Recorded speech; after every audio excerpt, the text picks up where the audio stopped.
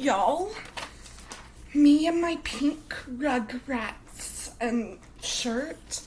So as we left off, we were going over some about the plague of God. So comparing the plague, some of the plagues in Moses, some of the 10 plagues, and we were going over the plague of blood. I can't remember what we left off. The best I can think of to teach the plague of blood, it's just reading it from the Bible now, since I watched some stuff on the plague of blood. God told Moses Pharaoh's heart is unyielding. He refuses to let my people go. Go to Pharaoh in the morning as he goes to the river. Bring the staff that turned into a snake and say, the God of the Hebrews says, let my people go, so my people can worship me in the wilderness. But until now, you have not listened. This is what the Lord says. By this, you will know that I am the Lord. Strike the Nile with the staff, and the water will turn to blood. The fish in the Nile will die, and the river will stink. The Egyptians will not be able to drink its water. The Lord told Moses, Aaron, to stretch out his hand over streams and water, canals, ponds, rivers. Moses and Aaron did just as God commanded, turned the water to blood. Pharaoh's heart would still harden, and Pharaoh refused to listen. Some things I highlighted that really stood out to me was God told Moses Pharaoh's heart is unyielding. He refuses to let my people go.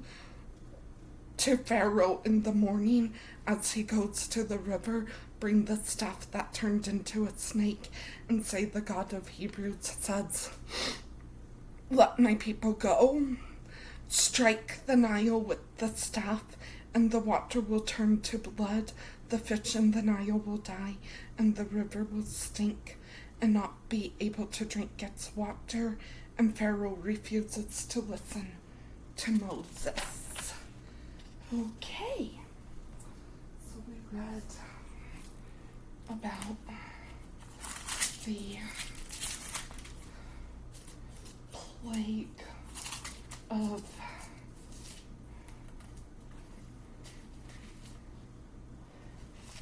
blood.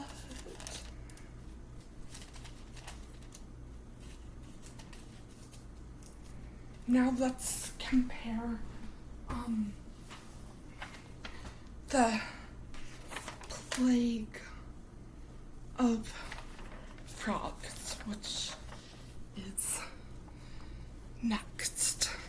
Then the Lord said to Moses, go to Pharaoh and say to him, this is what the Lord says, let my people go, so that they may worship me. If you refuse to let them go, I will send a plague of frogs on your whole country.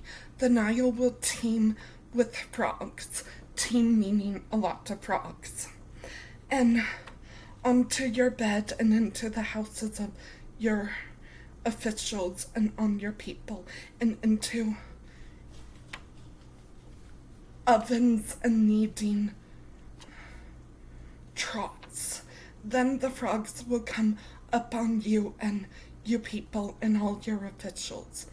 Then the Lord said to Moses, tell Aaron, stretch out your hand with your staff over the streams, canals, and ponds, and make frogs come up on the land.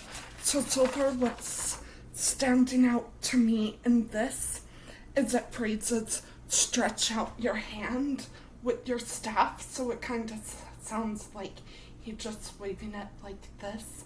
So I guess maybe there's a possibility that sometimes it would strike and wave, and sometimes it would just waving. I don't know. Question for the plague of frogs. Some of the time, did Moses just wave and hold the staff for the magic he did? Okay, and make frogs come up on the land of Egypt. So Aaron stretched out his hand over the waters of Egypt, and the frogs came and covered up the land. But the magicians did the same things by their secret arts. They also made frogs come up on the land of Egypt. Pharaoh summoned Moses and Aaron and said, "Pray to the Lord to take the frogs away from me and my people, and I will let your people go to offer sacrifices to the Lord." Moses said to Pharaoh, "I leave for you to honor of setting the time for me to pray and your official and your people, that you and your houses may be rid of the frogs, except for those that remain in the Nile." Tomorrow, Pharaoh said. Moses replied, "It will be as you say, so that you may know there is no one like the Lord our God. The frogs will leave you and your houses, your officials, and your people, and they will only remain in the Nile." After Moses and Aaron left Pharaoh, Moses cries out to the Lord about the frogs he had brought on Pharaoh, and the Lord did what Moses asked. The frogs died in the houses, courtyards, and in the fields. There were piles, they were in heaps, and the land reeked of them. But when Pharaoh saw that there was relief, he hardened his heart and would not listen to Moses, just as the Lord said. Okay. Next, there's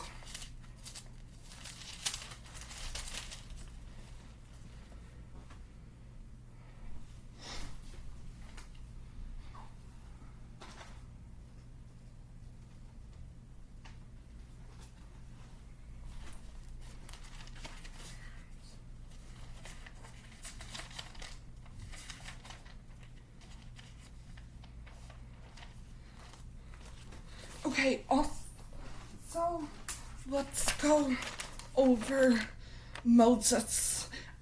Aaron speaks for Moses in chapter 7. Moses says, "I have faltering lips. Why would Pharaoh listen to me?" God tells Moses, "I have made you like God, and your brother Aaron will be your prophet." So that stood out to me. Your brother Aaron will be your prophet. You are to say everything I have commanded. You and Aaron say, "Let the Israelites out of my country." Then the rest standed out to me. God will harden Pharaoh's heart. God will multiply his signs and wonders in Egypt. God said Pharaoh will not listen to you. God will do mighty acts of judgment on Egypt. God will bring his divisions, the Israelites, Moses and Aaron, and just the Lord commanded in front of Pharaoh. Moses was 80 and Aaron was 83 years old. Okay,